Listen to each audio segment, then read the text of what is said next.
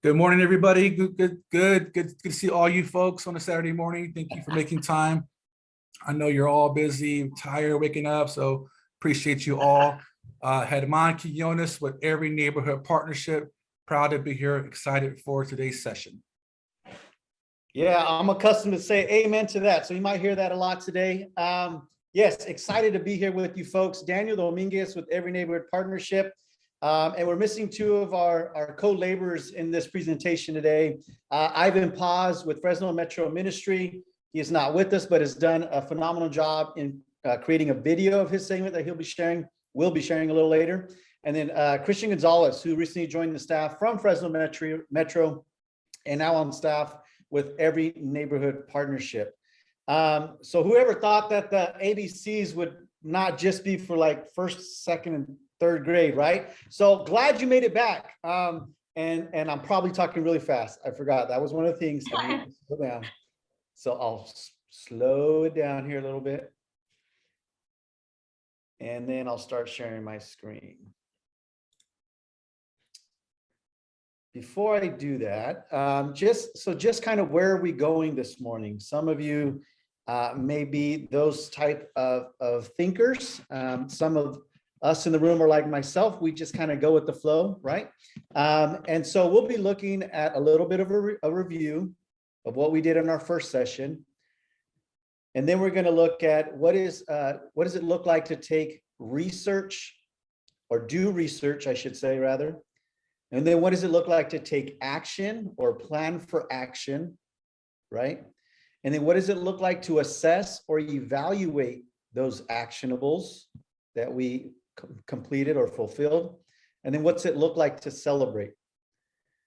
So in just a moment, when I share my slide, you're going to see the spiral of ABCD, and the steps will highlight themselves there. So let me go to that now. Are you seeing my screen? Yes, awesome, great. So so the concept of ABCD, right? So again, there's the spiral on the right. It starts in the center, right? And then it goes 1, 2, 3, 4, 5, 6, 7, 8.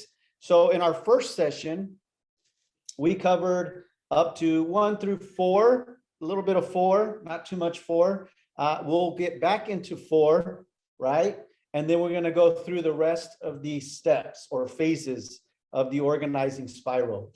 So Ivan Paz created this, so Better Blackstone's label on this, but this is a resource that comes originally from asset-based community development itself. Ivan did a phenomenal job in beautifying their version. I think the printed version they created was like from the early 80s, maybe mid 80s. So, you know, tech wasn't what it is today. So that's the spiral. And that's the pathway as we do asset-based community development. But it is not static, meaning it's not just like you go in one direction. You kind of hop around sometimes, depending on the type of work you're doing in your community, and especially if you're working in different segments of your community, right? Because just like us as human beings, we're all at different starting points in various conversations. Our neighborhoods are very much the same, right? They're at different starting points, different understandings of what it means to engage the community and how to engage the community, but not only engage, but to activate the community, right? So just wanted to name that. But the concept of ABCD, again, I think for me, in a nutshell, if I can, is like, if you can get the people in the room, the answer's probably in the room. I don't remember if I read that somewhere, if a mentor told me that, but that's kind of the idea. If we can connect and learn about the assets in our community, again, assets are gifts, talents, abilities, dreams and aspirations, gifts, talents, abilities, dreams and aspirations. If we can get to learn those attributes of the neighbors in our neighborhood, the characteristics of those in our neighborhood, and begin to document them, right? This gets into asset mapping now. We can start connecting those dots, so to speak, to be able to start collaborating and empowering one another so that we can be activated towards positive long-term change in our neighborhood. One of the images that was shared in that lesson was the glass is half full, right? ABCD says, as you go out into the community, we start with what's good. We start with what is there, right? And we build upon that. So say no to pessimism, right? Let's be positive in what we do have at our fingertips. Yeah, and then I think overall as well, the asset overall is in one another, right? And so that's learning conversations. As we get into learning conversations, we begin to learn about folks in our neighborhood on a deeper level. And just a real quick note again, the learning conversation is never your first conversation, right? You always set up a learning conversation, just like you would set up an appointment, maybe to get your hair cut or whatever, a job interview, right? There's an appointment, you go to it, you learn from one another. And that's a learning conversation. We gave you some information on that last session, an outline on how to perform a learning conversation. As you get better at that, the idea is it is a conversation, right? It's not like you're reading a sentence and then listening and writing a response. It's okay if you start that way. I started that way. But eventually these questions and the things you're trying to listen for will become second nature to you, and it'll be a regular conversation. And then after the conversation, you can take some notes. I even talked about open, narrow, close. Now this is trying to find out what is the issue. And this is what I said earlier. We kind of got into phase number 4, right? Ivan's going to get into that a little bit more about how to research the action today in this video, which is coming up shortly. And open, narrow, close is a concept or method to think of like starting very open and broad to all ideas of issues that we could work on in our neighborhood, right? Like, you may have heard somebody say, just throw all the ideas on the board and let's see what sticks, right? That's kind of open. Narrow is like, okay, let's refine that list and maybe look at some things that are not so long-term, but also not near, that we can get them done quickly, but we still want to work towards those things, right? And then close is taking a more narrowed focus, a more zeroed in approach to say, what are the few things that we can begin activating and working on now, that we can work on now. So open, narrow, close. The list never gets thrown away, by the way. Keep that list because those conversations can always be revisited later on. All right, so that's a little bit of a recap of what we did last session. And this is not in my notes, but I just want to pause real quick and just ask, are there any questions in the room? Maybe even share out a little bit about maybe something that stuck out to you, an aha moment, something that was like, man, I'm glad I got that out of this lesson from our first session. Anybody have any feedback? I'll even take critiques. How's that? I was actually just looking for take a drink of tea. This is Marcy. This is Marcy from St. Marcy, yes, thank you, Marcy. Hi. So I just wanted to share that I really enjoyed from the first session about how you guys talked on engaging the community and getting their buy-in to help, and so that it's not just all put back on us to do everything, because that's not really feasible. So how to present to them what their needs are, but also how to get them to understand that they can have input and that they can have work and action in those needs as well. Awesome. Thank you, Marcy, for that. Yes, they can have input, right? And then that's a great feedback. Yes, let's listen to their input and then always trying to find a way to activate that desire, right, that they may have. Let's see, what is the objective? What are examples of assets? I see in the chat. I'm assuming Dell Optiplex 990. I'm not sure who that is, but I'm assuming your question is, what is the objective of asset-based community development? And if that is correct, in one sentence, I would say to work collectively together towards long-term positive change. So if we're working together, that means I'm actively doing something towards completing that initiative, and so are you, right? So we're working together. Now that might mean, because of my strengths, I'm a great administrator, which is not entirely true, but I like developing documents on the computer and I can put all the packets together for a meeting, right? I'm contributing in that way. But for somebody else, it might be, I love talking to people and I will go canvassing door to door or go to the supermarket, local supermarket, and make sure we get inviting people to the meeting. That person is contributing in that way, right? And that goes, the list goes on and on. But again, the objective is that we're collectively working together towards long-term positive change. And what positive changes are those? Those are the changes that are gleaned out from those community conversations, right? What does the community want to see change that they're also willing to actively participate in? And examples of assets, I think I just listed a couple of them, but think very broad here. We're thinking very broad here. So again, somebody may be very quiet in a meeting and they never contribute, but then when we get to know them, we find out that they just love listening to people's stories. Guess what? That's a huge asset in our community, because there's people in our communities that also just need to sit down with somebody for them to hear their story, right? There could be somebody, real quick story, as when I first started doing this work in Southwest Fresno, a man in a wheelchair came up to me and I gave this presentation and he's like, what could I actually possibly do? And he's like looking at his legs, right? And as I got to know him, we ended up meeting later and got to know him on a deeper level. I found out he loved reading comic books, right? And kids like reading comic books. And then we also know that in Fresno Unified, the reading level at 3rd grade is like 60 percentile, not good. And so I put these two things together and I said, hey, you love reading comic books. Would you like to help kids learn how to read by showing them and reading them your comic books? He was glowing, right? In Spanish, he had a cara de sol, right? He had a son of a face. It was round and it was bright and he was ready to go. And so we were able to get him connected to kids and start reading stories. So again, assets are broad to the community, but we have to be listening for them. Great. I know I'm getting long-winded here and I know I'm stressing Andy out because we're beyond time and what we were supposed to be doing. But appreciate the conversation, folks. And Andy knows I'm just joking with her. Okay, so we're going to send you into a breakout now with amongst your folks. And you're going to examine the spiral and you're going to wrestle through and think through, like, where are we at on this spiral? Are we in phase 1? We in phase 5? Where are you? But not just pinpoint, say, okay, yeah, that's where we're at. Have a conversation about that. What led to you being at this phase? What had to take place for you to get to this phase in the spiral? And if once you determine that, you still find you have more time on your hands, then talk about what is that phase about to you now as you understand it? What are some things we can start developing some goals around? Are there some things that we could actually do maybe within the next week?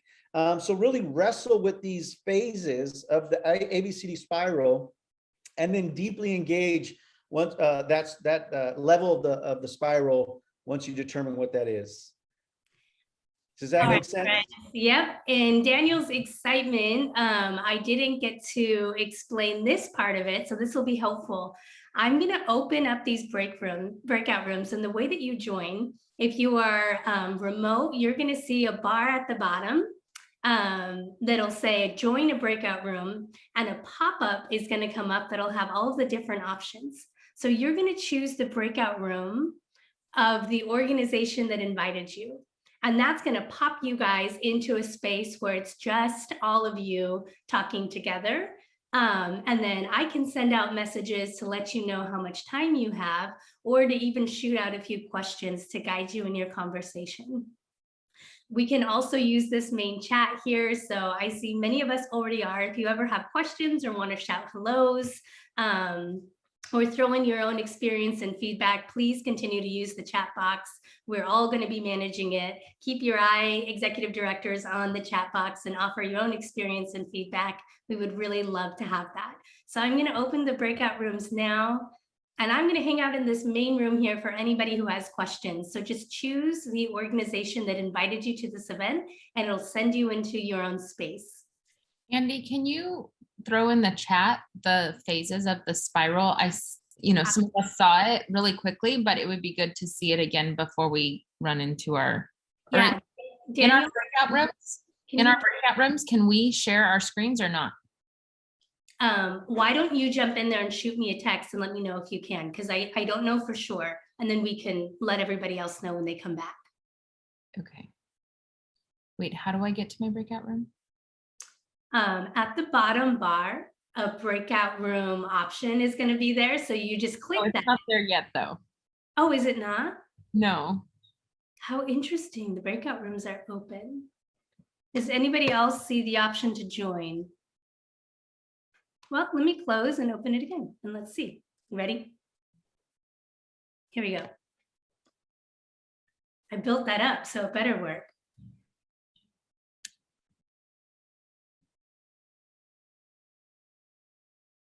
Nobody is leaving, so I'm assuming it's not working. No. Yeah, I don't see it yet, Andy. How interesting. It says breakout rooms in progress.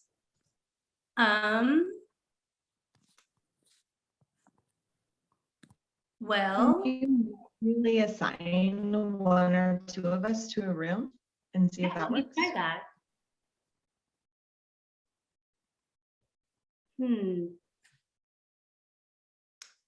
I assigned somebody. Angie, did that work? If it worked, she's gone. Oh, well. Angie Isaac is still here. Oh, weird. Okay, well, let me close them again. Oh, no, it shows that Angie went to a room all by herself. Wait, Angie, my Angie or Angie? No, Angie Isaac. Oh, okay. Okay, so it's working for me to assign, which is really unfortunate because I don't want to do that. And so rather than start this conversation, Daniel, can we jump to the next one so that I can organize breakout rooms? And then we can try this again on the next session.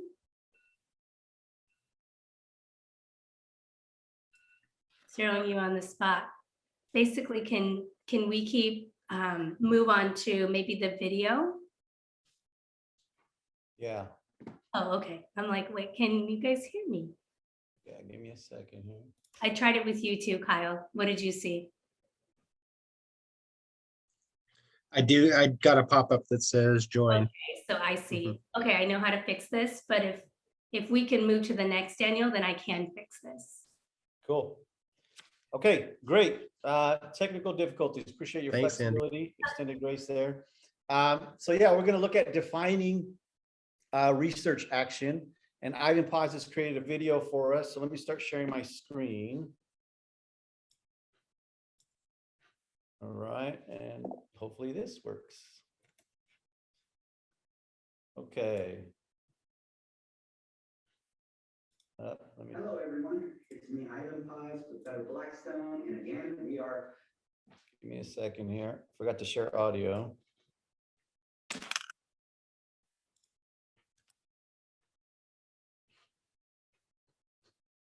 Share screen. Share sound.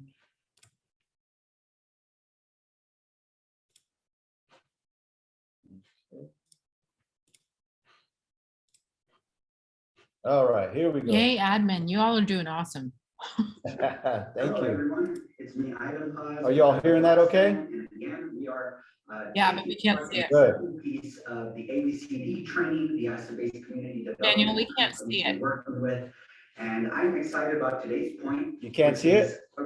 No, you're not sharing your screen anymore. We just hear it. Oh, all right, let's see. Let's try this again. Share screen. Desktop 2. Okay.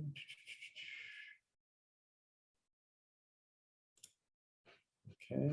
Oh, you know what it is? Let me go back.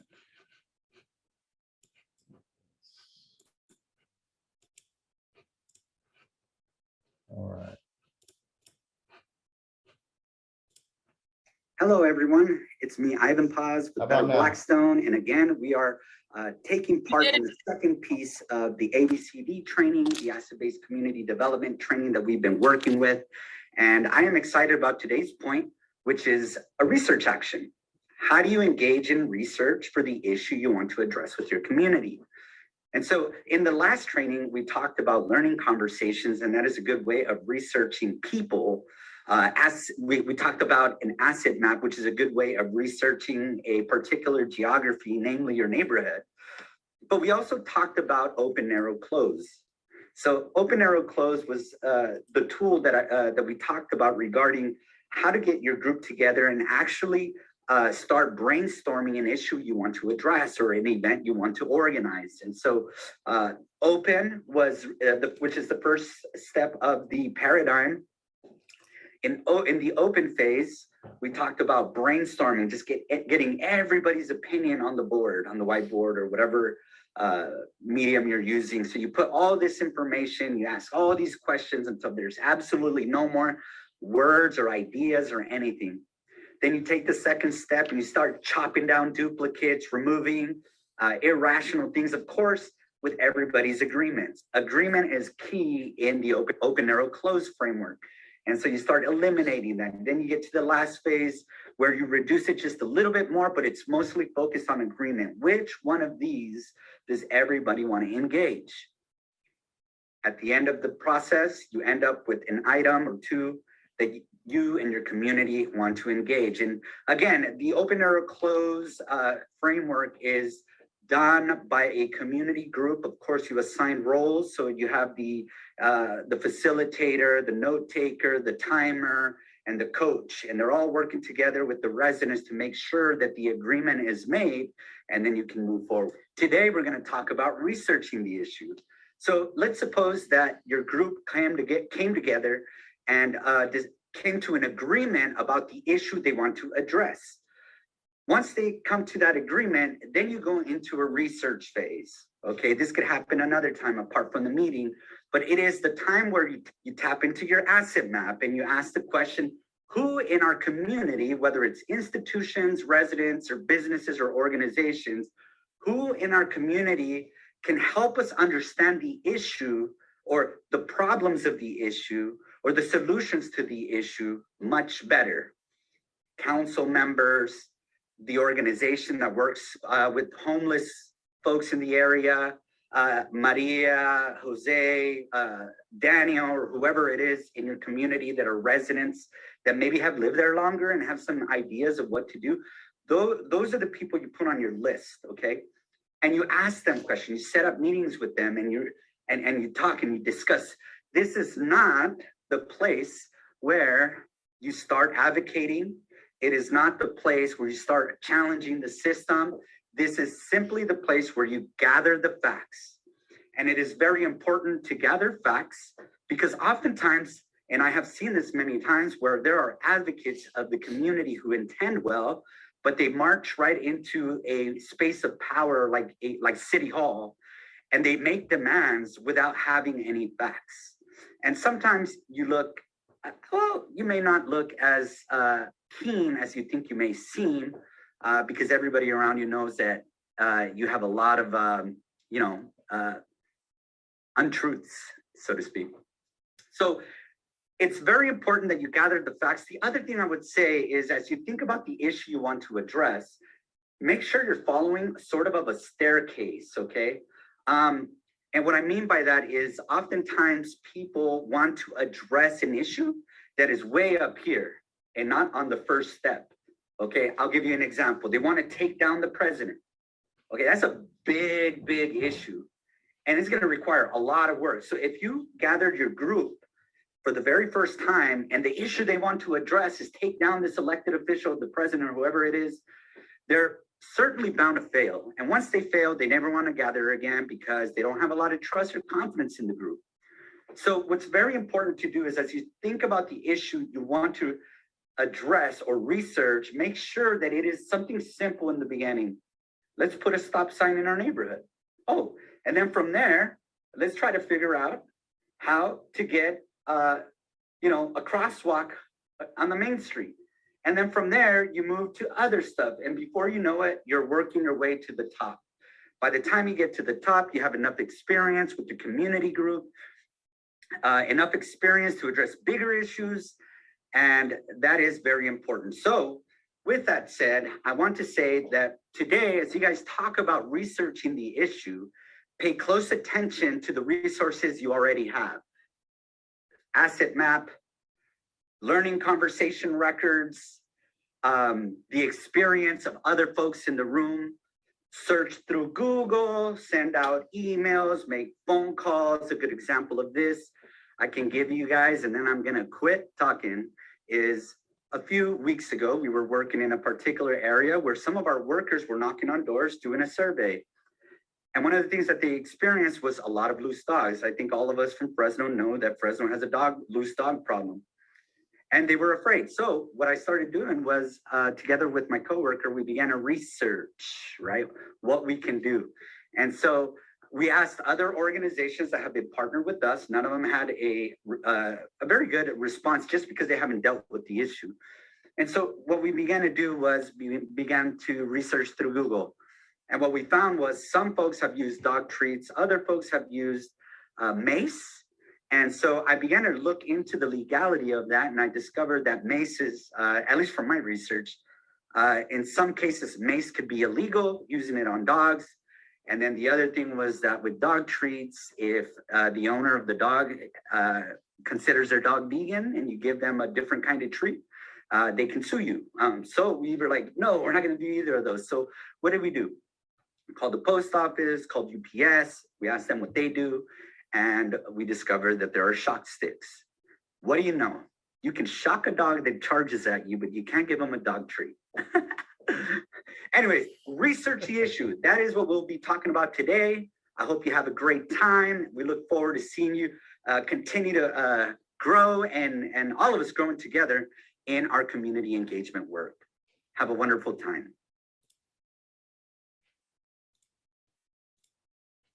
All right, thank you, Ivan. Yeah, who would have known, right? You can't give a dog treat, but you can shock them. Very interesting. But that was only discovered by doing the research, right? Determining the issue, making sure there was a full consensus, all agreeing on what issue to work on, making sure it wasn't working towards taking down the president, but something that was achievable. So it was the staircase, right, that he talked about. And we have those, some of those that have worked on this very work in our group.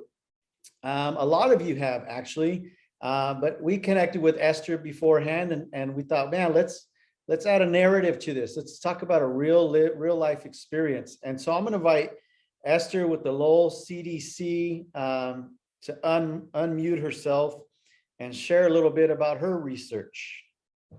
Good morning, you all. It is so wonderful to be in this room and see, I was going to say all your lovely faces, but most of your lovely names and some of your lovely faces. It's really good to be here. So I get to share a bit of a story today, and I'm going to break up this story over several sections. So I'm not going to tell the whole story right now. Okay. But this is a real life scenario that has happened here in our neighborhood, just north of Lowell and just south of Tower. And this scenario, like many scenarios in our communities, takes a lot of time. And so we're going to just kind of spread out this story throughout today as well. So at one point, many of us neighbors in the neighborhood got a notice from the city of Fresno. You may have seen these before that come out, and it says, it's very official on the top. It says official business from the city of Fresno, Department of Planning and Public Works or something like that. And it says official notice on it. And so we, several of us neighbors opened up these notices to find that there was a business in our community that was applying for a conditional use permit, which means they needed to go to the city of Fresno and ask for permission to run their business. And part of this conditional use permit, which is called the CUP, was to sell liquor from their business. The type of liquor license that they wanted was the type of liquor license that many of our little corner stores, mini markets have to sell liquor in the community. Now, many of us community members got this letter and started talking to each other. What can we do about this? There's a lot of liquor around here. You know, you can go to this store, you can go to that store, you can go down to that store. Man, I can stand on this one corner and I can see 4 different places that I can buy liquor. That is unusual. I don't see that in other neighborhoods. And so we started to do the research. we started, like I even said, Google. We went to Google and we looked up how many liquor licenses are legal in our area. And we found that the state of California and our city has laws and regulations around how many liquor outlets can be in your neighborhood. We also found that our neighborhood had significantly more than the law permitted us to have in our neighborhood. So there was laws set up. We found that there were laws set up in our research that capped the amount of liquor outlet places per census tract. Our census tract had double what was allowed by the state. And we found out that it was the city's job to enforce the state laws, okay? So in our research, we found out what could exist. We also found out what our role was. We said, what can we do as neighbors about this? And so I'm going to tell more of the story later, but we looked into the process that community members have in the public portion of a CUP with the city of Fresno. So that was our research that we dove into to look at in the whole process of having a liquor store applying for a permit in our community. Thank you, Esther. Yes, and we'll hear more about how that story played out overall as we continue moving forward with this lesson. But we did put a slide together for Esther. And so, you know, not trying to put anybody on blast here, but here's an identifier of the location Esther was referring to that actually became, you know, quite the issue in the neighborhood. Anyways, I won't get into it too much more because Esther's going to come back to that story later. So we're going to go into a breakout room. And Andy, are we good with the breakout rooms? She's giving me the green light. Awesome. Yeah. Good. Thank you. And guess what? You're going to get to work on doing some of your own research. So I'm going to, whoops, wrong screen. Here we go. Go to the next slide. So here are some questions. Are you seeing those questions? Breakout room research? Yes. Okay, great. Thank you. And we're leaving the spiral up there for reference. But here's a list of questions. You're going to get 20 minutes, if I'm not mistaken. Yes, 20 minutes with your team to work through these questions. Now, this is just an example of questions. There's other questions you could be answering, but what is the issue in your neighborhood that needs to be responded to? So again, I want to reiterate Ivan's note about the staircase, right? Throw them all on the wall. If you're in a group of people here, start throwing all the ideas on the wall. Don't disregard any idea at this point, but then start working towards narrowing down something that's actually that you can start working towards, right? Again, he used the example of the president and then maybe stray dogs. So what are issues you can respond to? And then that's the second point, realistically achievable. Is anyone else doing this work or has dealt with this issue that we can learn from? Ivan talked about calling UPS and the post office, right? Who else maybe has an experience with this issue and maybe has information that maybe we can learn from? So not have to repeat that work. Any data we can learn from? What can Google tell us? What does the police department have that we can learn from? I don't know, different organizations or entities that may have data. Who might have that? Yeah, who might have the data? And then what types of research can we do without any outside support? So, you know, what can we do within ourselves? Well, we could start having learning conversations. Maybe those that live nearest to whatever the issue is, right? Maybe we can do some texting and start texting people and like, hey, we're talking about this. What do you think about that, right? So again, think of the resources in the room, right? There's things you can do with those in the room. The reason those last 2 points are up there is because you might move pretty quickly through identifying the issue and you might be able to start working on this right now. How exciting to start doing some organizing work on a Saturday morning. I know my boy Herman is clapping right now. So yes, please lean into this conversation. We're going to give you 20 minutes to do this. Andy, I'll go ahead and hand it back to you. Well, before that, any questions? I will leave this slide up so you can refer to the questions over this time, but let me stop sharing for now and just make sure the instructions were clear. Let me check the chat. Oh, yeah, I'll leave the slide up, but yes, I'll go back to it in just a moment. Someone wants to snap a picture. Also Okay, good. included the questions in the chat, and if you Awesome. executive directors want to text me, I'm happy to share them via text to you as well. But you should see the breakout room now at the bottom. Choose your organization that invited you, and you have 20 minutes. We'll see you back here at 10 o'clock. Okay, real quick. So I did mention you could start texting people and all that. Yes, you can. But just a heads up, after your breakout, we're going to be looking at taking action, right? And the plan towards taking action. And Herman's going to educate us on that. So if you kind of get stuck and realize like, I'm not sure what to do next, don't fret. That's our next segment. Okay. All right. We'll see you all in a few. Okay. And thank you, Christine. If you are on your phone, the button is on the top left corner of your screen. It has 3 little squares.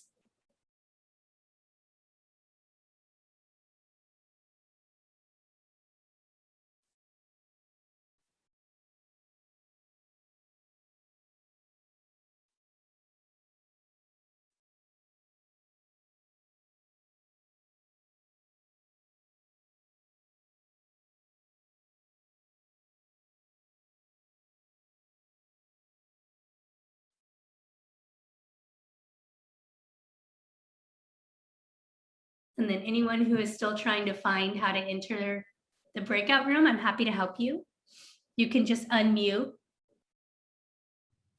Yeah, I'm like clicking on it and it keeps moving and everything and I'm not going in. Oh, how interesting. Okay, who's your organization? I'll just send you there. South Tower Trust. Perfect. Let me send you there.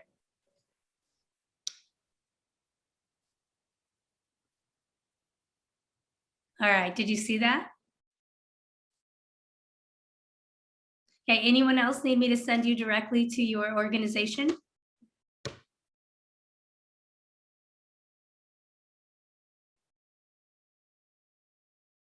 Okay, if so, you can just camera on, mic on, and let me know where you would like to go.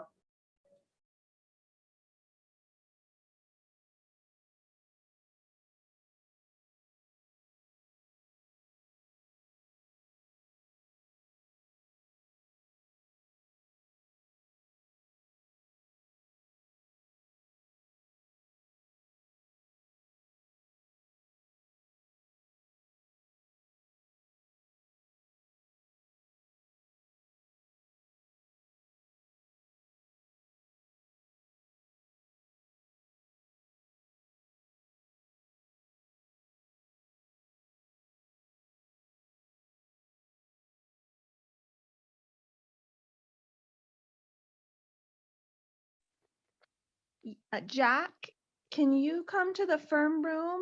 And actually, before you do that, Ying, can you click the button so that you can come hang out with us in the firm room? Christine, I can send Ying if you want me to. That would be great. Yeah. Okay, did his iPad, is that what his name is? Ying's iPad, yeah. Okay, And then can you send Jack too while we're at it? I don't have control to send him. He's gonna have to toggle to do Okay. that. Yeah, Okay. okay, that's good.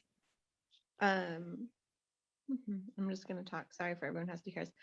Jack, can you hold on? If I join the Hmong room, he can hear me and no one else has to listen. Hold on, hold on.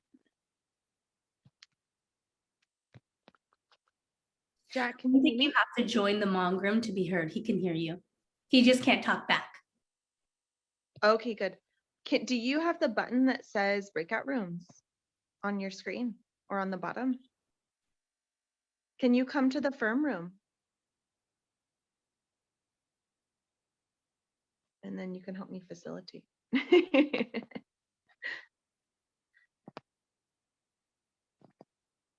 I tried to send him. Let me know if that didn't work.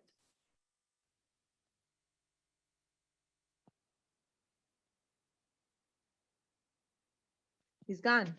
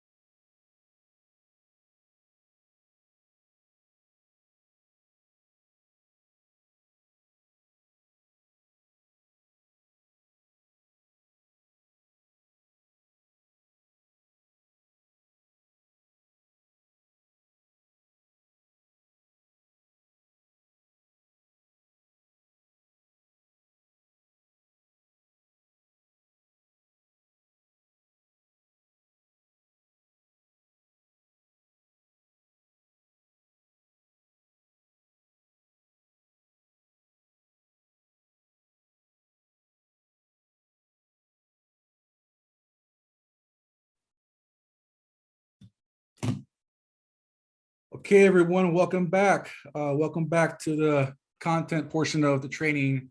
I hope that exercise, those activities of the questions in your breakout was helpful in thinking about brainstorming, doing research, and to be honest, a lot of the stuff can be a little scary, right? This is new information that we're gathering, new skills that you're using, operating from a research mindset.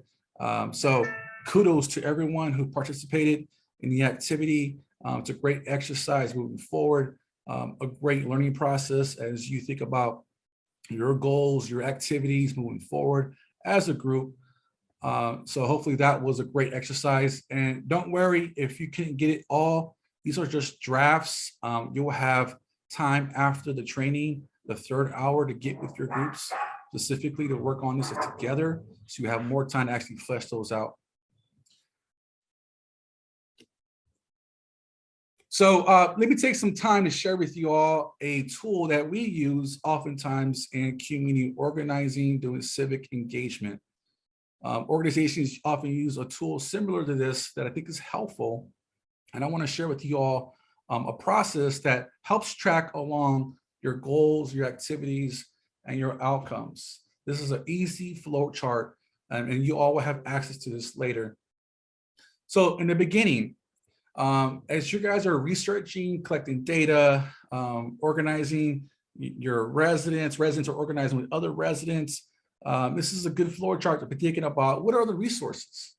What do you invest in? These are to be supplies, equipment, really time commitment, right? So start listing those things down under the resource bucket area on what you need for the project. So think in terms of your goal or your project that you want to work on. Is it partners? Is it stakeholders? Start listing those things, and it doesn't have to be in chronological order, but it's a really good list that could refer back to later as you guys look at this as a group. Secondly, activities as it flows left to right. What are the strategies, right? As a group, you have determined a set of strategies that you want to work on. What are the interventions? Sometimes these could be education, right? You want to provide tenant education. You have identified this as an issue to work on and to organize residents with. So maybe education is an activity. Maybe it's just outreach. Maybe the goal is just to do X amount of learning conversations. Is it advocacy? Are you guys trying to fight for change through policy? Is it coalition? An example is coalition building, or is the goal to build capacity in your neighborhood, in your community, and that defined geography to get people around to build a base of people, a power building approach? Is it creating healthy environments? Is it communication? Is it training, et cetera, et cetera? However, whatever your groups decide, your list of activities, this is a good spot to place them in. Outputs, left to right. This is a really good measuring tool. Like it keeps the group in tension that we want to see measurable change happen, right? So if you're going to do education, tenant education, how many education workshops do you want to do in that year? If you're going to do learning conversations, what are the outputs? In other words, how many learning conversations do you want to see happen done in that quarter or in that 6-month span? Outputs really help you to track your progress. It keeps the team, the group focused, engaged, motivated. It helps the group look at a flow chart to know where we're going, right? Oftentimes it's hard in organizing spaces to know where we're going. We have these lofty ideas, we have all these aspirations, but if we don't have it sometimes on a piece of paper or in a digital form where everyone can see and keep each other accountable, I think this is a good tool to use. Yes, sir. Sorry to interject. Yeah, it's in the chat to make sure those that need translation re-engage the translation option. So I don't know if our translators can come back to the main room and just make sure that. All right, anybody hear me now? Yes, thank you. Okay, I'm back. Would you like to share an announcement for those that may need Hmong translation, the instructions on how to get there? My internet just down, so I just come back on here. So, Oh, I see. Okay. But okay, so, yeah, Jack, can you explain how to find the little globe so that people can hear you in the Hmong room before you okay. go? Yeah. Okay, nhớ rằng và cụ ta cá lọ trong đó nó lại và nhớ trong học cá nó là và chân này chất gì và này sao cá nó này bỏ giờ thì mua ilu rồi ngồi ilu đi tê nè cái khen cho lúc bom bài này rất dài nè chỉ nên nia con đỡ chỉ nên sai khó thì mong nó chỉ nên thì lên nó của nên So cũng I nó actually, so I actually, so I don't think he's connected to the interpreting because I'm also on it right now and I don't hear him on that end. Unless you guys are reconnecting him to them after this. So yeah, Jack, could someone connect me to the Mount channel? Like, yes, all you have to do is accept it. Do you see the invitation to push OK? I don't. Okay.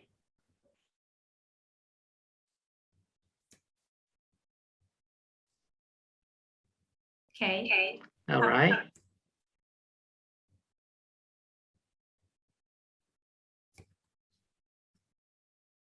Okay, it looks like it corrected itself.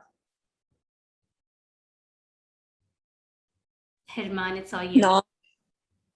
Okay, we're I good to can go? hear you, Jack. Okay. I'm in the Hmong room. Okay, great. So let me just quickly summarize for those who missed the first three points of the flow chart. This is basically a simple tool to use when you're designing your activities, developing your goals. And it's a good simple checklist that's helpful, that moves left to right in a linear form so that you can track your progress in your goals, in your goal setting as a group. Let me continue where I left off in audience. And this is it should be so fairly one to answer, right?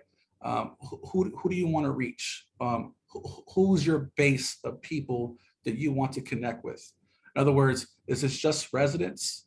Is it stakeholders? Stakeholders in the sense of those who live, work, or play in that community? Is it a particular focus group? Is it a particular demographic? Is it your council members? Is it local businesses? Who's your target audience that you want to capture to have conversations, to organize around issues, set issues, to have a shared understanding of what the goals are for a community?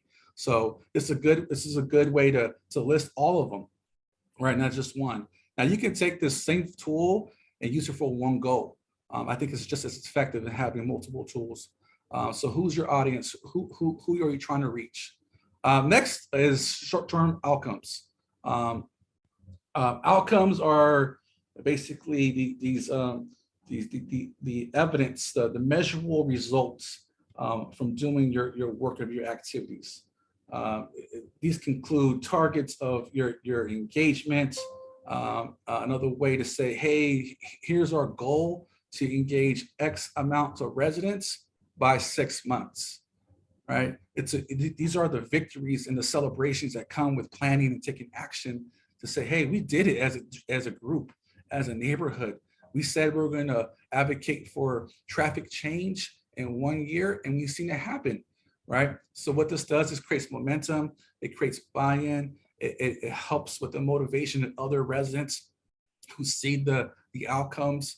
Because let's be honest, how many times have we been in the community where we're promised left to right on changes that never happen, right? So here's an opportunity for residents to take the lead, to lead the change and dictate, self-determine their own outcomes. And accountability is within the group, right? So you guys are setting the stage in a sense for the community to see. You'll have folks from the outside looking in to see, are there any outcomes from the service projects, from the food distributions, from the neighborhood meetings, from the service projects. Intermediate outcomes, this is a little more on the long-term basis, a year to 2 years, roughly. It doesn't have to be, this is all flexible, right?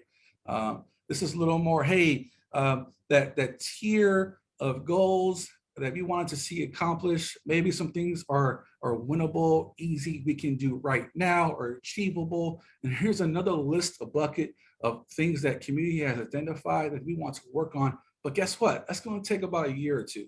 So let's move that into an immediate outcome, and let's put that on paper. Let's call it and let's name it out. So we're not forgetting that the voice, we have heard the voices on those issues. We need time to work on that.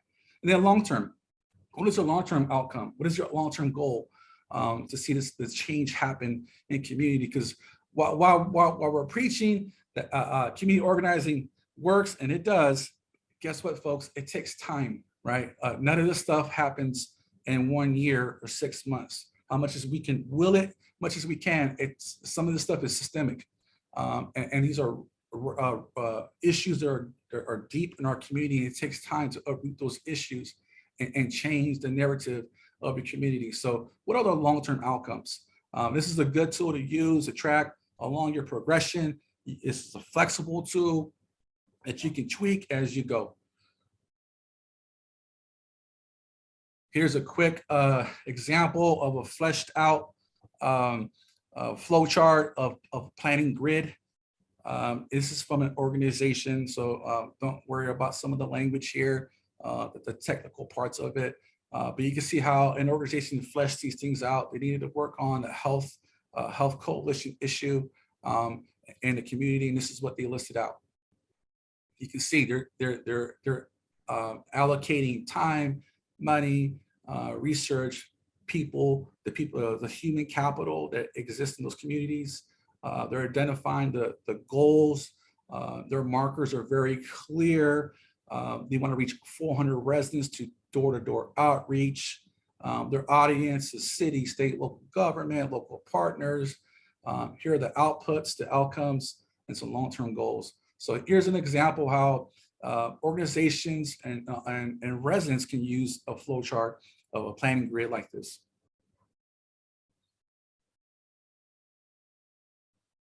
Here's an empty template. At the end of the training, I'll provide the EDs, the group leaders in your rooms an opportunity to have a copy of this if you want to use it during your takeaways as you guys meet the 3rd hour as a group. If you wanted to use this flow chart as your guys are brainstorming, tracking your goals, listing your long-term goal outcomes, you guys are more free to use this and do as you please. At this point, I want to re-invite Esther to come and share with us to finish her story on the liquor store case study. Thank you, Herman. All right, so pick up the story again with the research, the neighbors wondering what can we do and what are the processes to move forward with opposition of another liquor license being granted in our community. And so at that time, there was already leader groups in the neighborhoods surrounding this that already existed. And so learning conversations were already happening with neighbors in the Susan B. Anthony neighborhood, in the Lowell neighborhood. These things I want to just say are sort of fluid, and they look different in different communities. So it doesn't always look like a once a week meeting of neighbors meeting. That's a leadership group.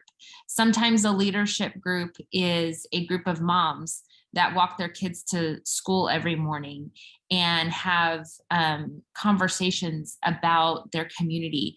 Maybe they volunteer at the elementary school to be crossing guards, right? So that is a leader, that can be a leader group. So there's already kind of these leader groups in the Susan B. Anthony neighborhood and in the Lowell neighborhood of people that shared the concern around yet another liquor license being granted in our neighborhood. And so conversations, learning conversations started between the leader groups to learn what our priorities were for our community, what our concerns were around another liquor store being there, what our thoughts and really what the solutions might be. And a lot of ideas, really great ideas, were shared during those learning conversations. We also invited the property owner to come and talk to us as a group and tell us what his vision for this Johnny Quick would be. And so we shared some ideas with him, he shared some ideas with us. And so all of that became part of the learning conversations that then moved into researching what could be done and researching our role in that. Then came the action part. What do we do? We found out that the CUP, this conditional use permit, was going before a committee at the city of Fresno called the Planning Commission. And we had the opportunity to add public comment in a time at the meeting that they welcome the neighbors to come and give public comment. And so we helped, the research team kind of helped the neighborhood groups understand the legality around how liquor stores are either approved or denied. And so we helped shape the conversation and be informed, like Ivan was talking about. We were informed residents to know what the reasons were for not getting this approved. And so we were able to write letters to the Planning Commission, and several of us were able to be there in person to share these things verbally in person. So we talked to the Planning Commission. The Planning Commission heard the property owner, heard the public, and then they make a decision. And their decision was, we will not approve the conditional use permit for the sale of liquor. We will approve the building of the Johnny Quick, but not the sale of liquor. Then we thought that was a great win. We were excited to have new development in our neighborhood, another business come to our community, but not another place where liquor would be sold. The story's not done yet though, because a few weeks later we got notice that this CUP for the sale of liquor would be heard by the city council. And so the whole process started yet again, because we all kind of asked, well, how did this happen? We thought the Planning Commission just denied this. And yes, the Planning Commission did deny this, but the public process says that if a council person, basically our councilmen in the area, asks if the property owner can get the council member to put the issue on the agenda for the council, the city council can then override the Planning Commission's vote. And so we again gathered with our community leaders and had more learning conversations and more research to decide what our next steps could be. Next steps in this case were pretty much similar to the Planning Commission. So we could write letters. So neighbors went out and had more learning conversations with their community members, gathered more input, gathered more letters, and we went to the city council and did the same thing, had public comment, submitted letters of concern around this, and ended up that day walking away a little confused because city council actually voted to approve another liquor license being added to our already very oversaturated census tract. So at that point, we were all just a bit confused because this wasn't supposed to happen like this. And so a few days after that, it had been in the news. Several people were following this across the city, this decision. And so several days after that decision, the Lowell CDC received a phone call from a lawyer who said, hey, I've been watching what's going on, and I agree with you all in the neighborhood that this shouldn't happen like this. And we believed as a community that the action that city council took was not legal based on what all the research that we had done and what the state and what the city standards are. They went against those standards to approve this.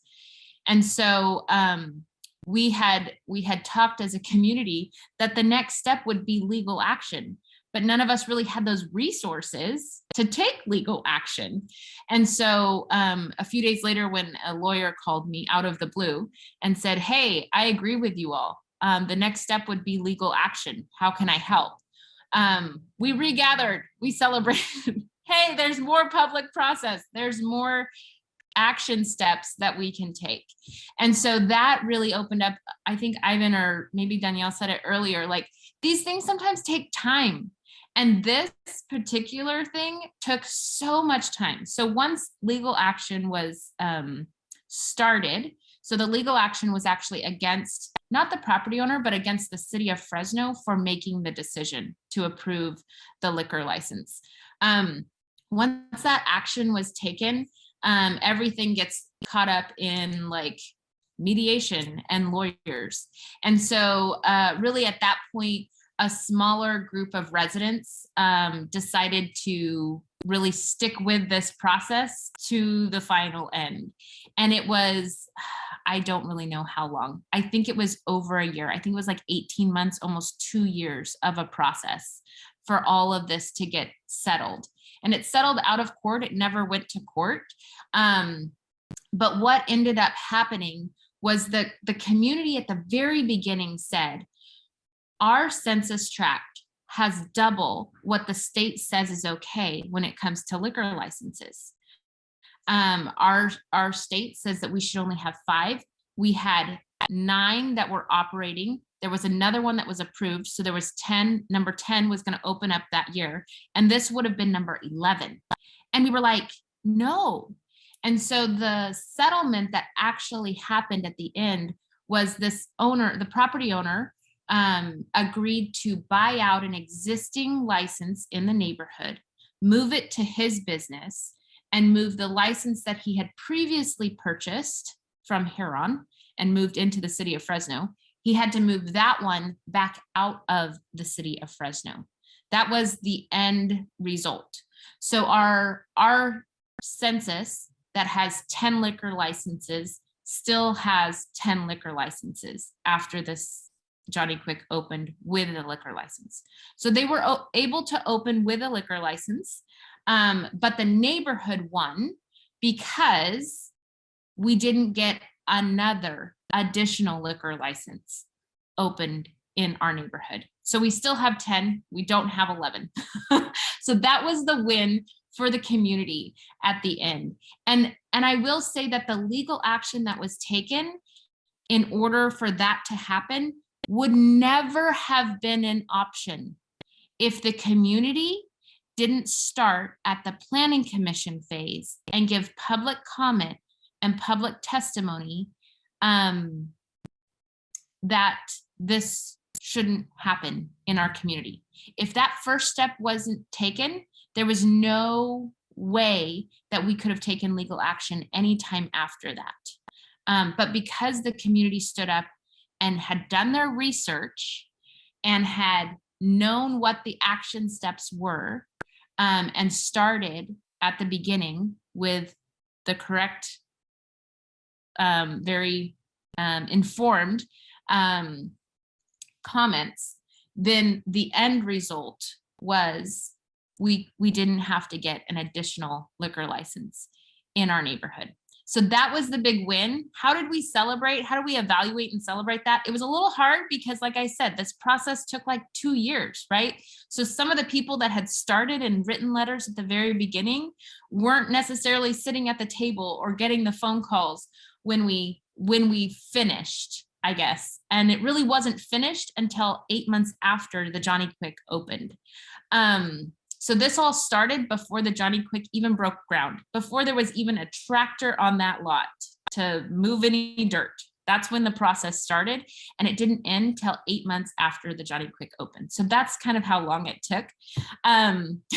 Did we celebrate with a drink from Johnny Quick? I will say that I have not bought one bit of alcohol from that Johnny Quick. I have bought gas, but absolutely no beer. From the Johnny Quick.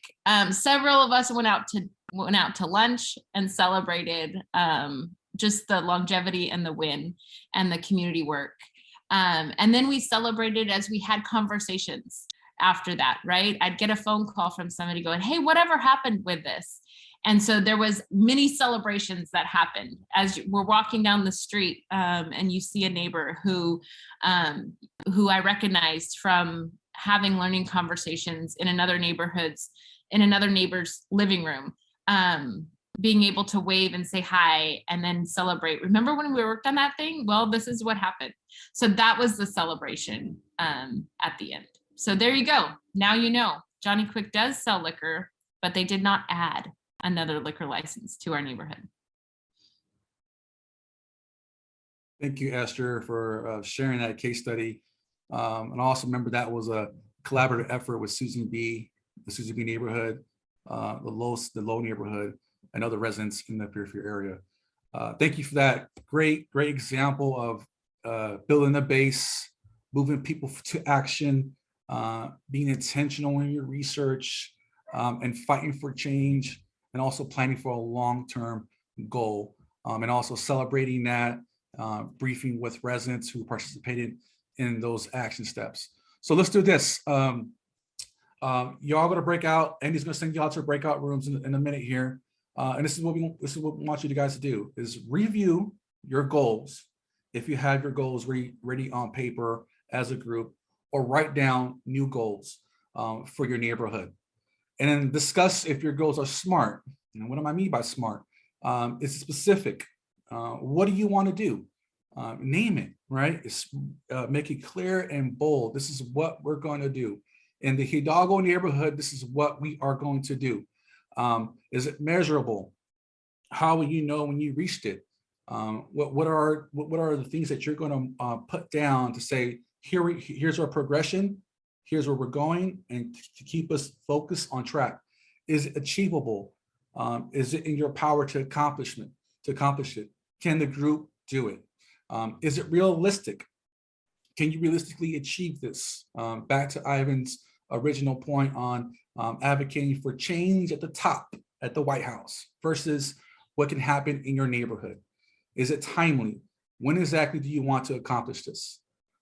So go back, review your goals, look at this chart as a guide to refine your goals, your projects, your initiatives. Then draft an action plan, right? Take all those goals, look at this chart, and start identifying, this goal has been identified as a group.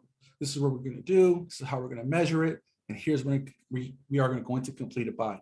Also, if you want to use other tools that we mentioned in this session, you're free to do so as well. All right, take about 15 minutes. I'll give it back to Andy to send y'all to breakout rooms. Yep, I just opened the breakout room so you can select the organization that you're a part of. Also, if any of you are having trouble doing that, you can stay here in this main room and I'm happy to manually send you to whatever room is fitting for you.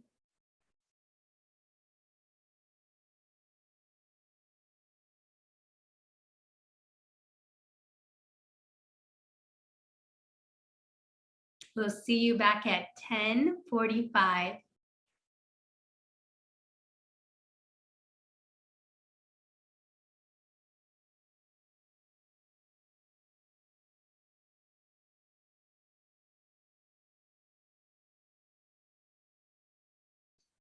For those of you who are rejoining, I know I've admitted just a few more. We're in breakout rooms now, so you can select the organization who invited you and join their conversation room. And if you would like me to manually send you there, you're welcome to just let me know now, and I'm happy to send you.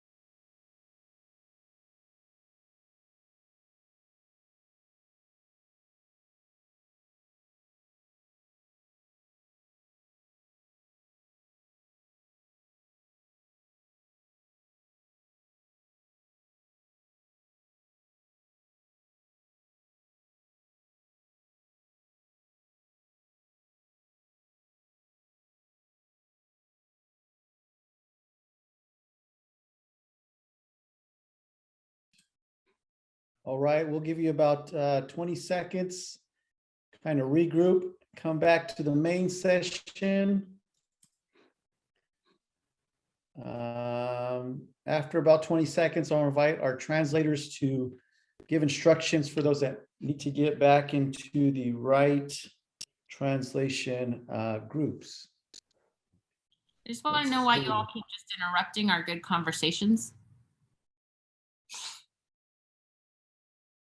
Well, you know, that's what good organizers do, right? We come in and agitate. LOL. Good. I'm glad to hear there's some good conversations happening. Amen to that. Super excited. I think, to be totally transparent, some of the feedback we got from our first session was that there wasn't enough time for you all to get into some deep and rich conversation. So as you can tell already, a lot of time carved out today for you all. So I'm already getting, but we'll need our translators to give instructions once again to join your language group.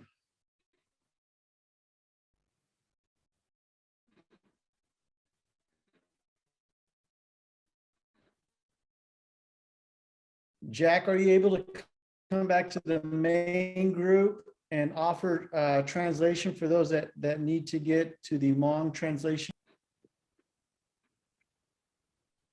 Christine, I can't see everybody. So Christine, if you're still on, can you scan? Hey, Daniel, you're cutting out a little bit. It's not easy for the interpreter. Make sure, I'm not sure if Jack. So I think if you are with Firm, make sure that you click the Hmong again, okay? So find the world and then click the Hmong so that you can hear Jack, because he's already interpreting in the Hmong room. Oh, okay. The Spanish interpreter also used the chat as the reminder. It's not easy for them to toggle back and forth. And then Daniel, you're in and out a little bit. Can you hear us well? I hear you just fine. Am I cutting out for others? Yeah, you were cutting out a little bit. Mm-hmm. But I wonder if you could turn off your video. Maybe that might help. How about now? I'm still here. Okay, cool. Must be Wi-Fi. Yeah, digital divide is real, right? In downtown, maybe we don't have you know, the broadband we need. Anyways, okay, great. As I was sharing, really carved out a lot of time for you all to be able to get into some deep conversations today. So glad to hear that is happening. So I think before we go into evaluate and celebrate, also want to give a shout out to Esther. Thank you so much for sharing your story with us in regards to the Johnny Quick that we have now in South Tower. Hopefully that gives you a little bit of more context, how these steps can be applied in your context, in your neighborhoods, and towards the issues you're trying to work towards changing and or implementing. With that being said, any comments or feedback so far? Maybe one or two folks. Love to hear some of y'all chime in. Make any progress with your SMART goals? Come to gone maybe. Daniel, you're cutting out a little bit, so I just want to make sure that gets captured. I think if you all have comments either about the story or about creating goals or the spiral, like this is the time to chime in as a whole group. Any questions or comments that you may have.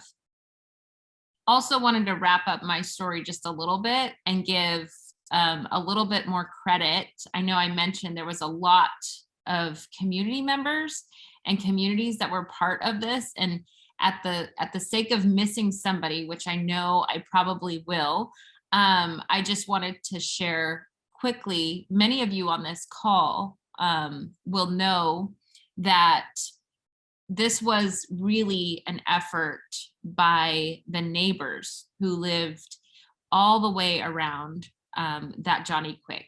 And that Johnny Quick actually sits on the boundary of a census tract and also right near the boundary of 2 council districts.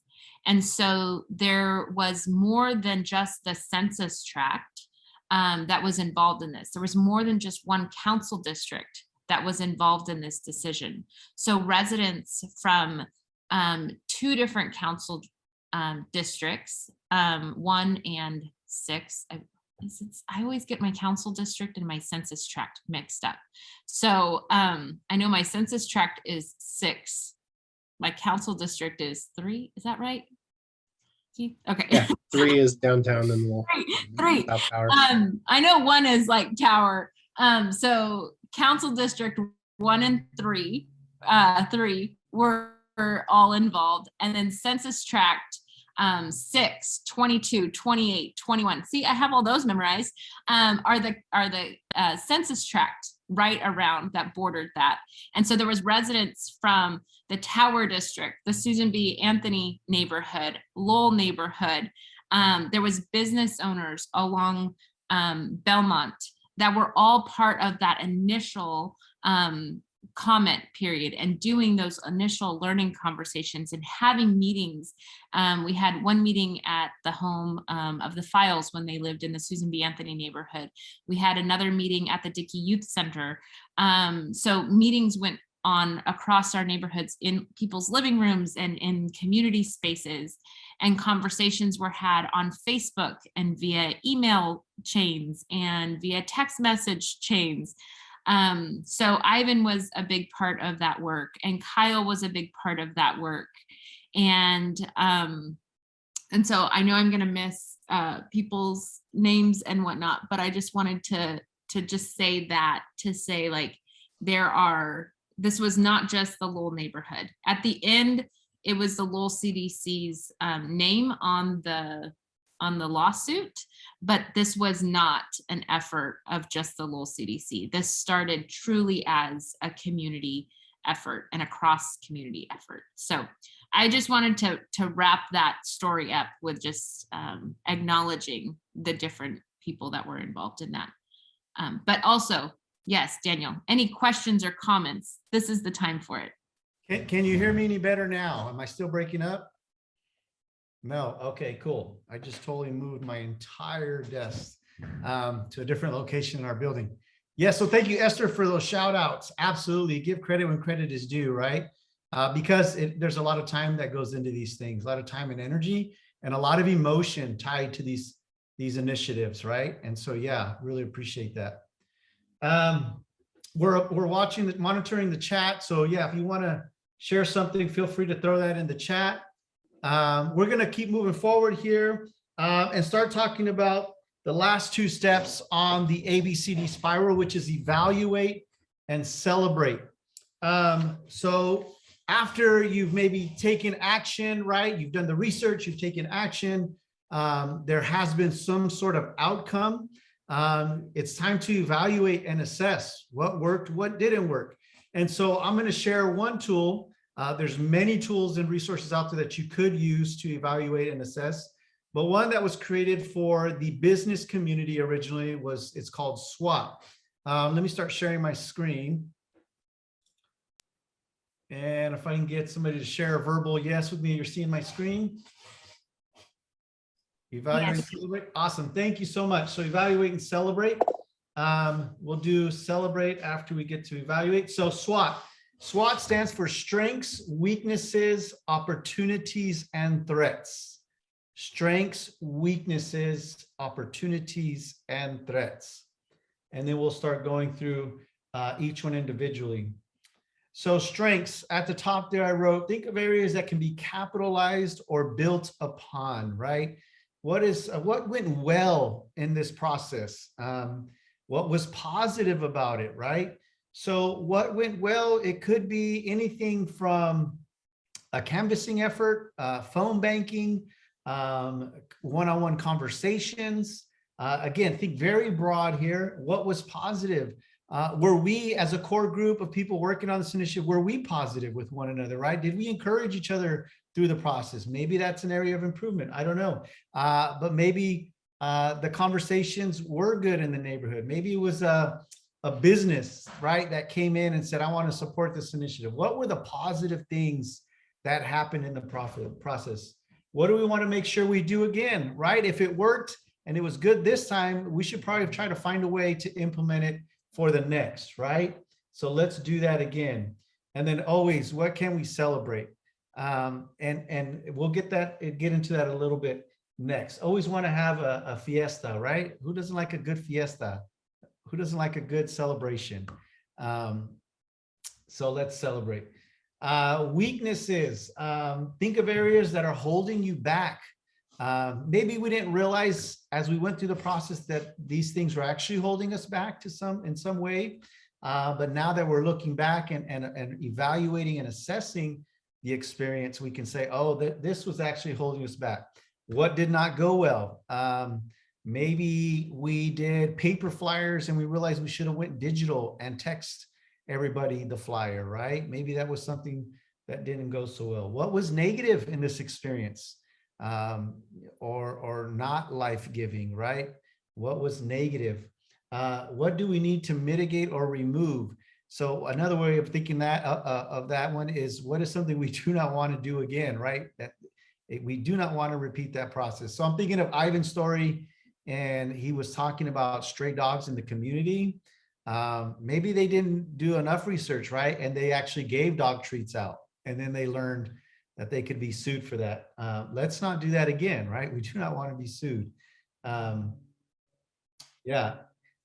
Moving forward, we have opportunities. Think of areas that are, oops, that's the wrong heading.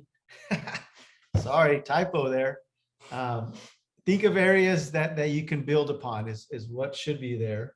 What did we not do that we need to do for next time, right? So maybe there's a gap somewhere and something that we failed to do, and we need to make sure we do it next time. So there's an opportunity for growth there. How or where can we add more investment? For example, time talking to, maybe we didn't spend enough time talking to the city councilman, city councilwoman. Maybe we didn't take enough time talking to businesses in the neighborhood. Maybe we didn't take enough time to have kids at the local elementary school actually take the survey, right? In regards to whatever the issue is. So you fill in the blank there, right? But taking time to invest in others so that we can become more knowledgeable and better equipped to tackle the issue. So that's always an opportunity there. And then always, what can we build upon? What can we build upon? And then threats, think of areas that could derail. So they could actually like really take the project off course or focus, maybe even actually bring an end to the project or initiative. So again, making sure things that we do not want to repeat. How did we get lucky that next time potentially could ruin everything? So that's a very broad thing. But yeah, maybe we got lucky and ran into the council member at the grocery store, and then we had the conversation, right? So those random occurrences that could happen that actually helped you in your initiative, but it was luck, right? We really didn't plan on doing this thing or meeting this person, but we kind of stumbled across it and it actually helped us. So, those are variables or things that we need to be careful and cautious of, right? And then what are the support systems that we have in place?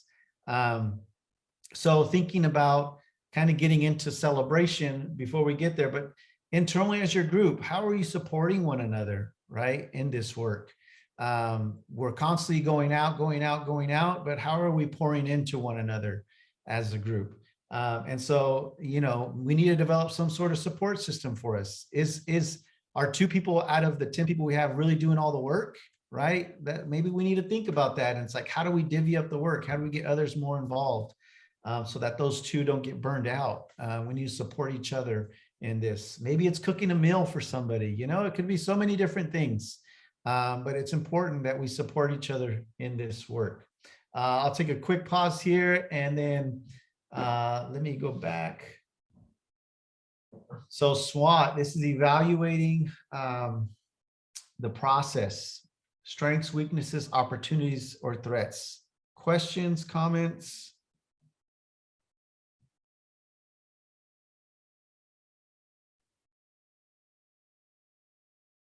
Ideas? You ready for lunch? All right, I'll keep moving forward. Oh, wrong screen. So going to celebrate. So who doesn't like, in Spanish we say a fiesta, right? Who doesn't like a good party? Who doesn't like to be celebrated? I was talking to some friends earlier this week. Actually, it was Esther and Andy. And my friends Esther and Andy celebrate birthday months, the whole month, right? They're saying yes. I'm not one of those folks, and said maybe that's my problem, is I just focus on the day and I need to expand my horizons and look at the month. We like to be celebrated. We like to be affirmed, right? Well, it's the same for community organizing and working towards initiatives.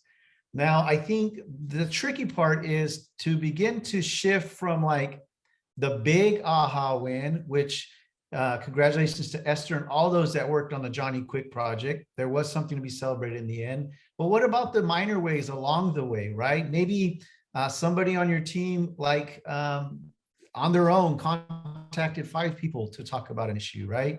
Like, how can we celebrate that? How do we acknowledge those things as we continue going through the process? So, but then again, it's like, yeah, how do we also have a large party?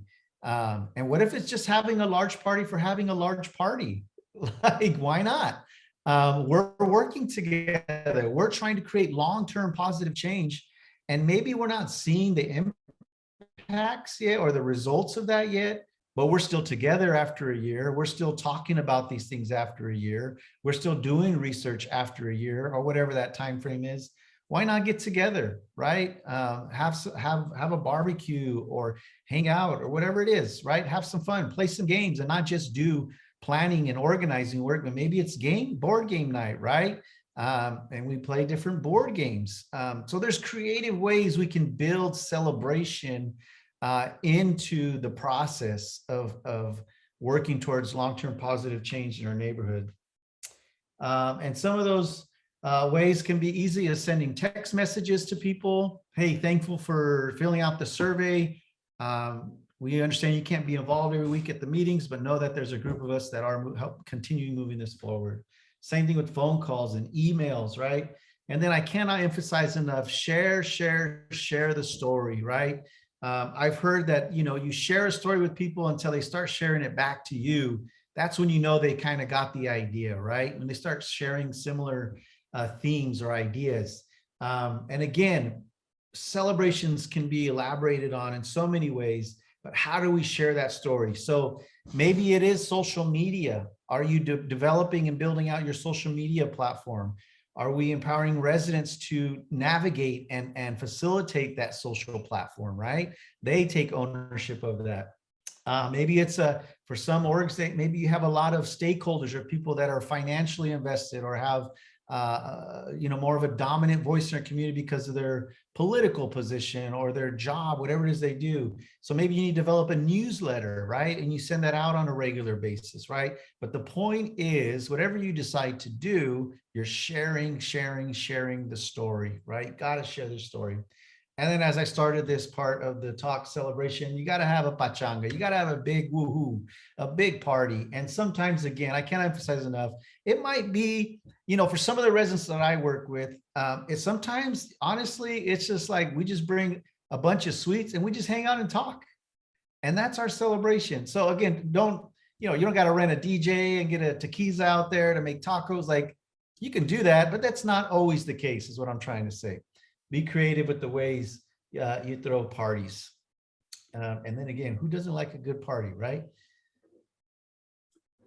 So we've talked about SWOT, strengths, weaknesses, opportunities, and threats. And then in organizing work, we always want to find creative ways to celebrate those we're working with and the process as we go along. Our training is, for our end as facilitators, is coming to a close.